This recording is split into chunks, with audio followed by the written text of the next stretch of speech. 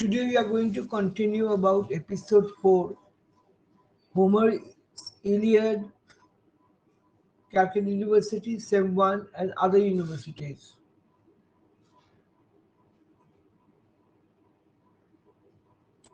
including NSLU.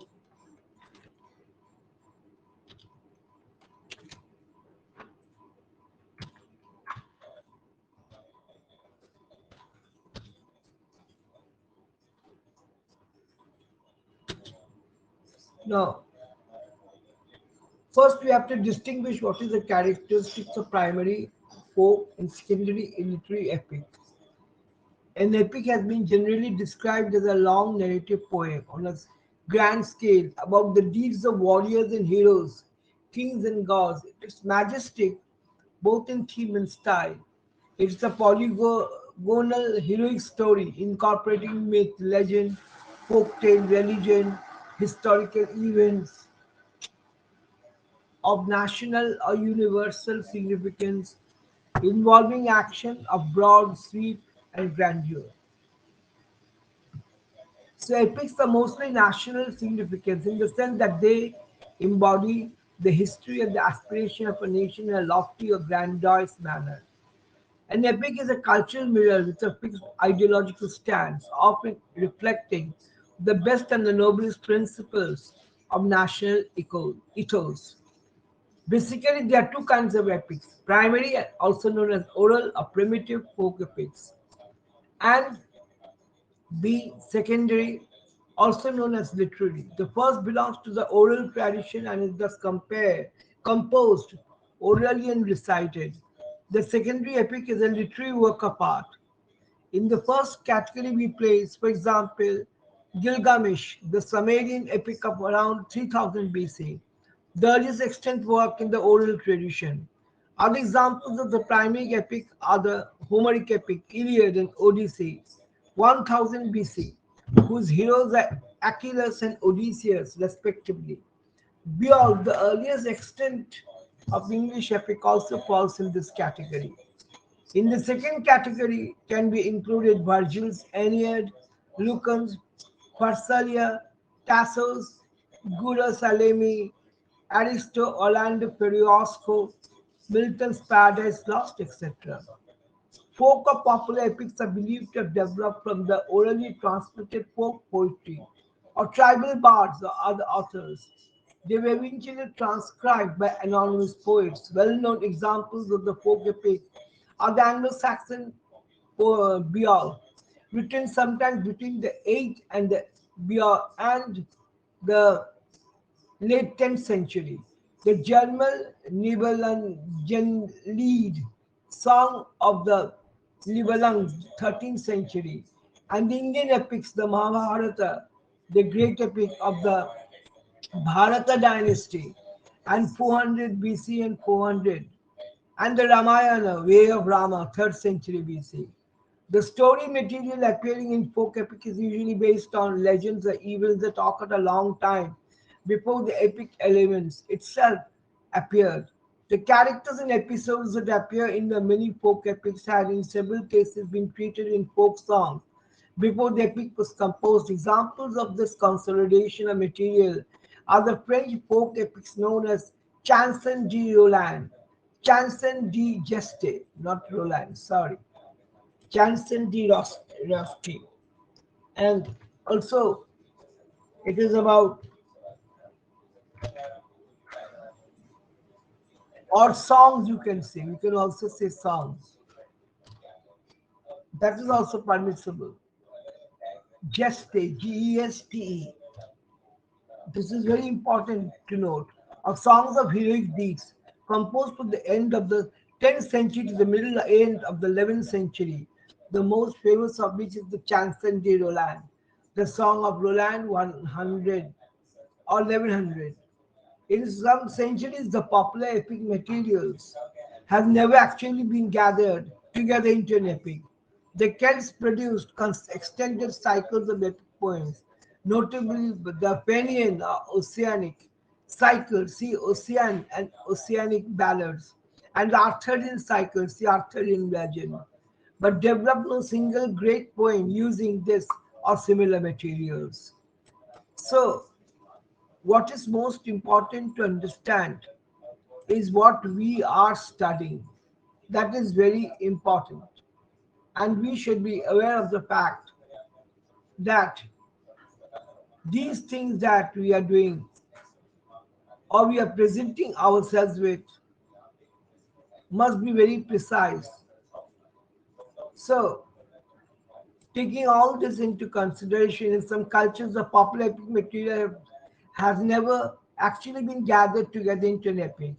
The Celts produced extended cycles of epic poems, notably the Fenian or Oceanic cycle, seen Ocean and Oceanic ballads, and the Arthurian cycle, see Arthurian legend, but developed no single great poem using this or similar material.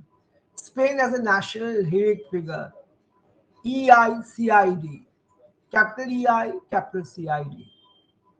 But with the exception of El Centaur de Mayo CID, the Song of the CID 1200, the ballads and poems about him never achieved epic proportion.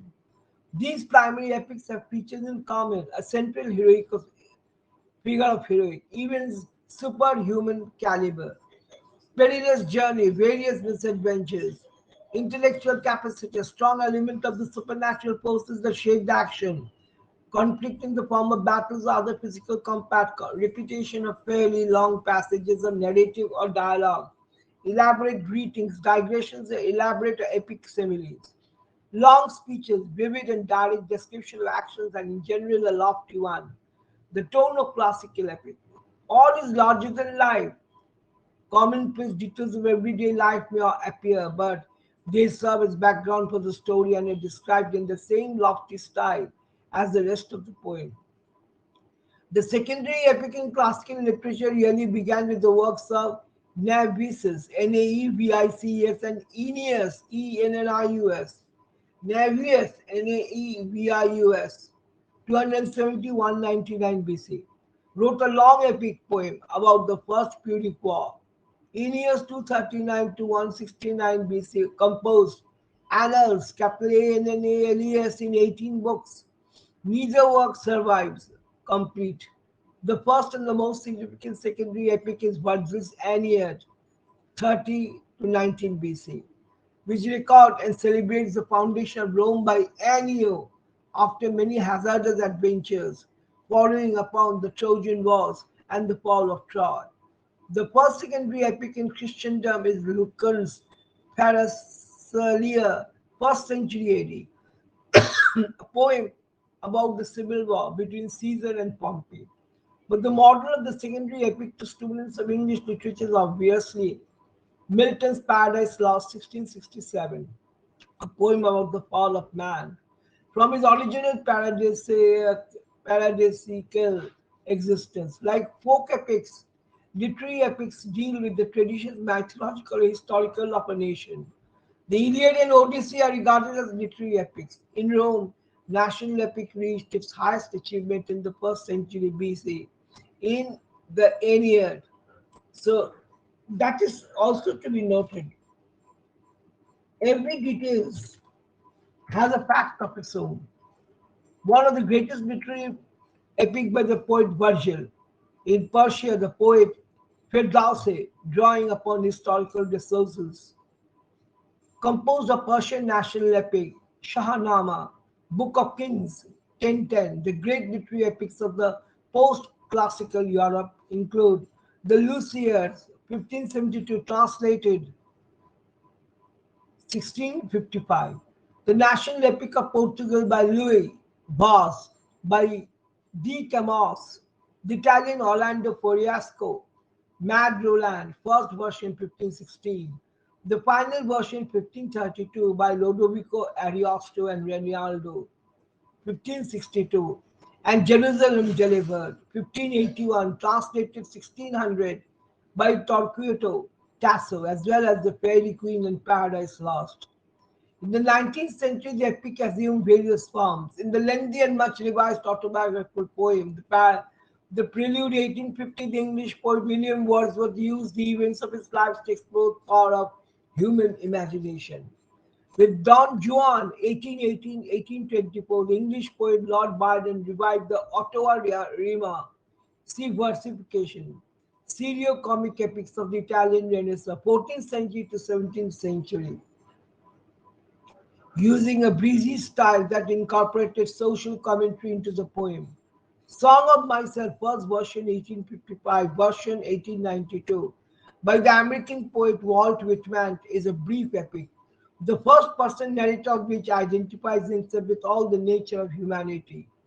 20th century English epic includes The Dynast, Dynast, 1903 to 1908, a long verse drama by poet Thomas Hardy. In the United States, such 20th century poets as Hart Crane, The Bridge, 1930, T.S. Eliot, Folk Quartets, 1943. Syllabus in many university exams. Ezra Pound, The Cantoffs, 1930-1970. William Carlos, William Patterson, 1946-1958. And James Merrill, The Changing Light at Sandover, 1976 to 1982, attempted to provide the nation with a national epic. The secondary epic has more or less the features of the primary, plus some distinguishing characteristics of its own. Professor E.M.W. Tilliard has pointed out that the secondary epic is choric in character. He suggests that epic poetry is, in a sense, public poetry, generally nationalistic or tribal. The poet merely voices the collective thoughts and feelings of some large group or community. As Dante in the Divina Commedia was in many senses a spokesman for the whole of medieval Christianity, and Milton for English Protestantism of his own time. Another essential character of the secondary epic is its high sense seriousness. The poet like Milton and Virgin consciously set out to create something of real importance. The epic must have a cosmic dimension. Milton in particular had high sense of duty and dedication, for he always considered himself chosen by God to write a poem, great poem which would place England among the greatest cultured nations of Europe.